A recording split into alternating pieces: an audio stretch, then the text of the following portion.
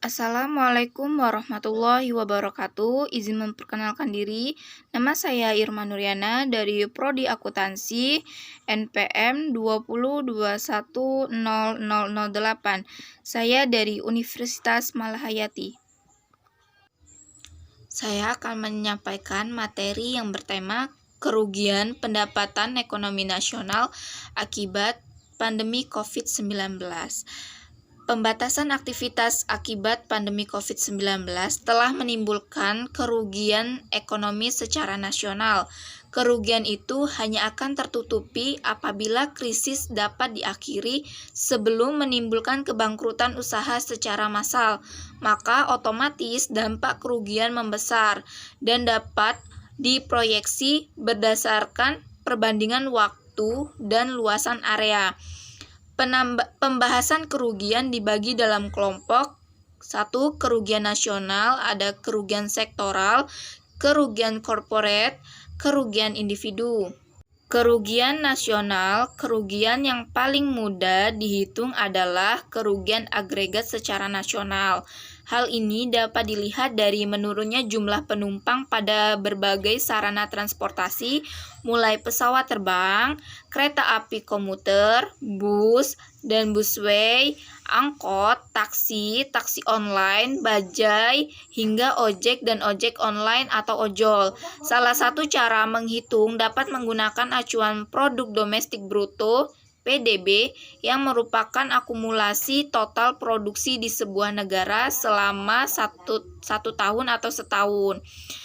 Nah, merespon pandemi coronavirus COVID-19 ini tahun 2019, PDB per kapita Indonesia per tahun pada 2019 menurut Badan Pusat Statistik BPS adalah USD 4,174,9 atau Rp 59,1 juta, kurs Rp 14,156 per USD dengan jumlah penduduk 260 juta jiwa, maka PDB Indonesia pada 2019 adalah sebesar Rp 15,833,9 triliun. Mengingat terjadi ketidakpastian dan prediksi berbeda-beda, serta terjadi fluktuasi kurs USD, peningkatan drastis menjadi Rp 16.000 per USD pada awal April 2020.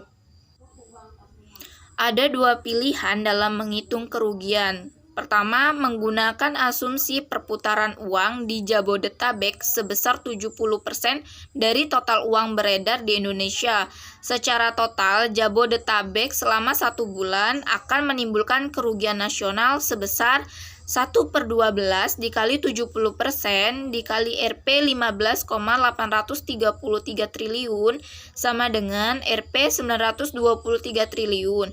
Apabila PSBB Jabodetabek diperpanjang 2 pekan, maka kerugian nasional akan mencapai 1,5 dikali 830 triliun sama dengan Rp 1,260 triliun atau setengahnya dari anggaran belanja negara pada APBN 2020. Namun, apabila penghentian itu tidak total, karena masih ada beberapa jenis kegiatan yang tidak dilarang beroperasi seperti sektor kesehatan, makanan pokok, industri strategis, dan lain sebagainya, serta kerugian akan lebih kecil. Yang kedua, menggunakan perbandingan proporsi PDRB dari kawasan yang memberikan pembatasan sosial.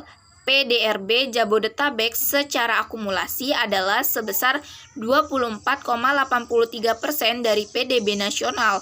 Maka pembatasan aktivitas dengan ketentuan serupa di atas di Jabodetabek selama 1 bulan menimbulkan kerugian sebesar 1/12 dikali 24,83% dikali Rp 15,833 triliun dikali 90% sama dengan Rp 294,85 triliun.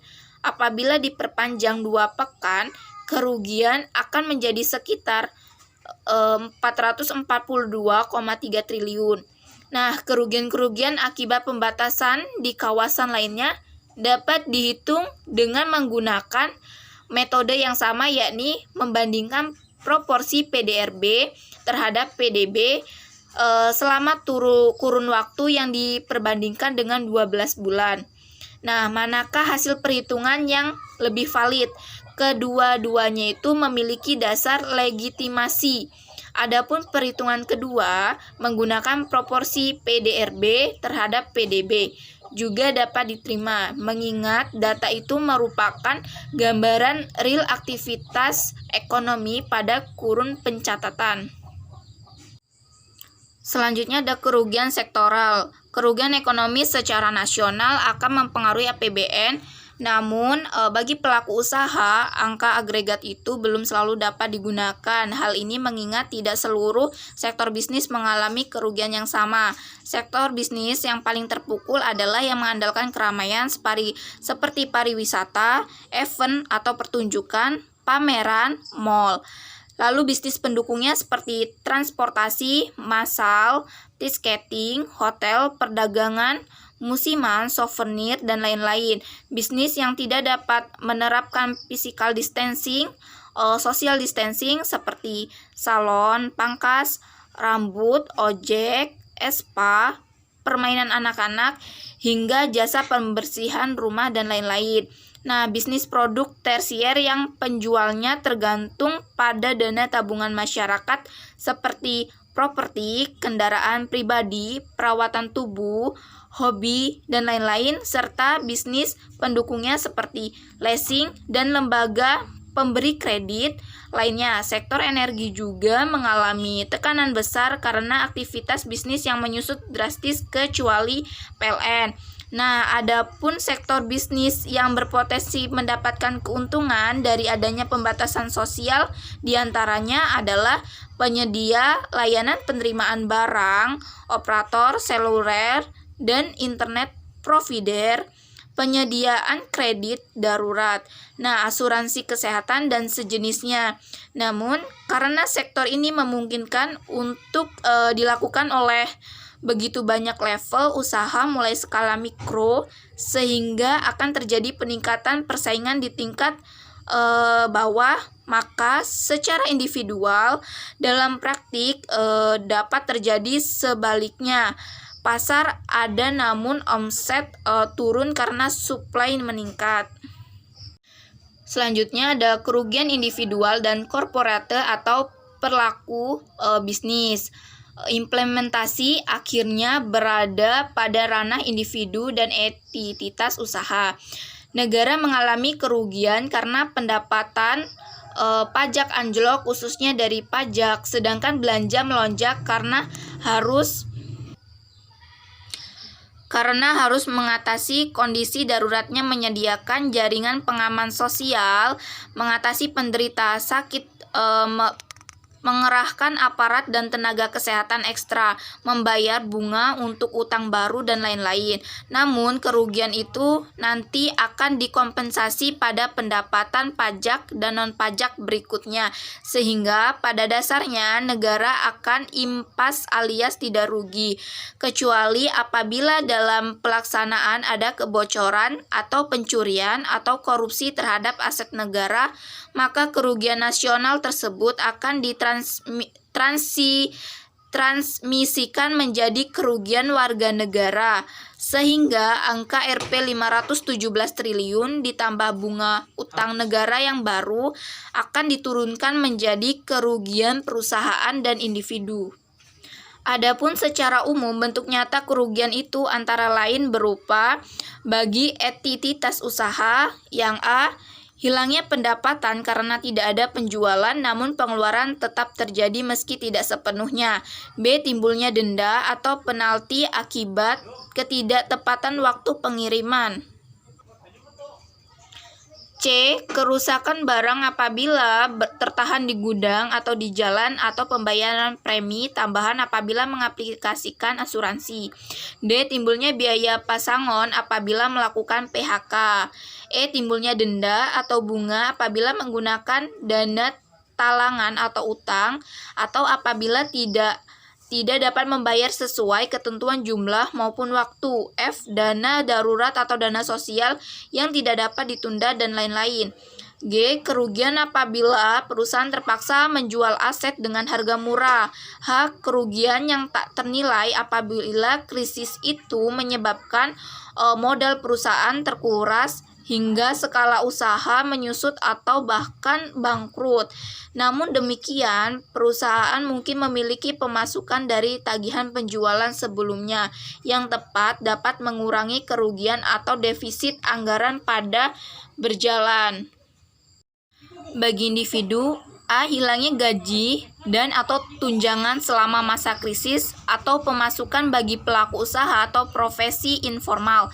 B. Denda, bunga akibat telat atau tidak bayar kewajiban, misal cicilan kredit, utang, jatuh tempo, dan lain-lain, dan kerugian imateri apabila hal itu mengakibatkan performa ketataan bayar menjadi buruk dalam catatan Bank Indonesia.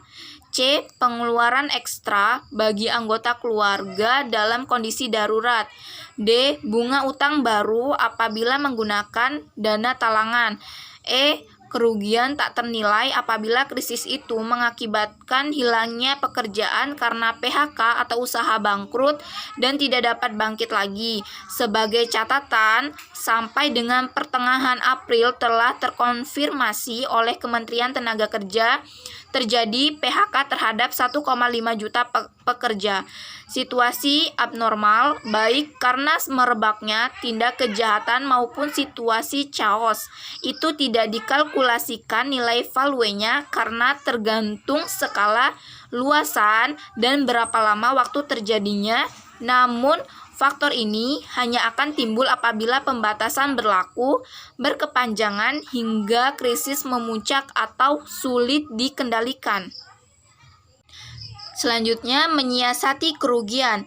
Apabila seluruh individu, entitas usaha, organisasi non-bisnis, dan semua bagian dari sebuah negara dapat melewati masa krisis, tetapi survive dan kembali berproduksi, maka pada akhirnya kerugian nasional akan tertutupi, oleh karena mereka akan kembali mampu membayar. Kerugian nasional akan tertutupi, oleh itu mereka mampu membayar pajak, bahkan mungkin lebih banyak, juga akan menyerap tenaga kerja baru sehingga meningkatkan pendapatan individu, yang ujung-ujungnya juga meningkatkan pendapatan negara dan mendongkrak PDB. Sebagai contoh, apabila perusahaan bangkrut, maka yang dapat dilakukan hanya melepas aset untuk menutup kewajiban, lalu perusahaan tidak dapat beroperasi lagi.